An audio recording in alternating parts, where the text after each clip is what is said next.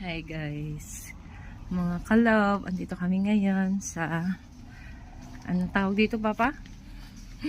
Asian store.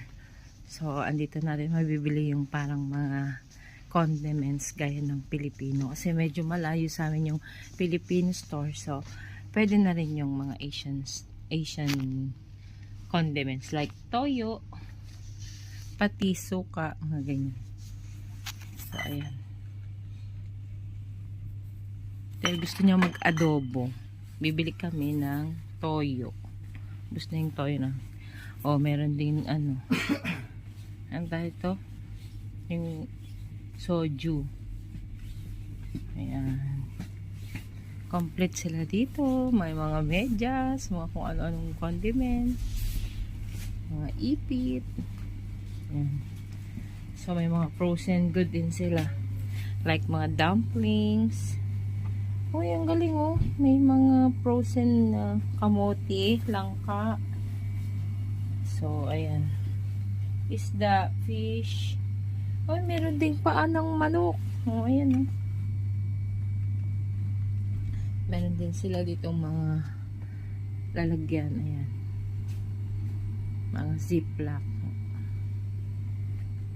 So, ayan. Complete naman sila dito. Mga pagkaing Asian. Nandito lahat. So, may manggang putot. Ang cute. May sampalok, may banana.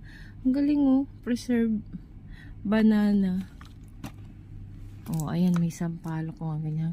Pero medyo mahal siya. Yan oh, Wishi. So, complete din ng Asian na kaya yung mga nagkikrave, oh, mga mochi. Mochi. Yan. Mga jelly ace. Nakakatawa. Medyo pricey lang talaga din siya. Ayan, merong, anong tawag niyan? Yung banana milk. May mugo-mugo. Sobrang mamahal din talaga yan, guys. Pero, gusto mong makakain talaga, bibili ka. So, ayan. Ito naman ditong section na to ay mga pansit kanton, mga buldak. O, ayan o. Complete.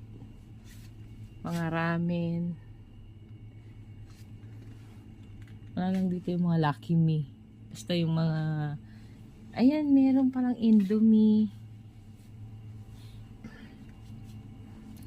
Ang dami oh.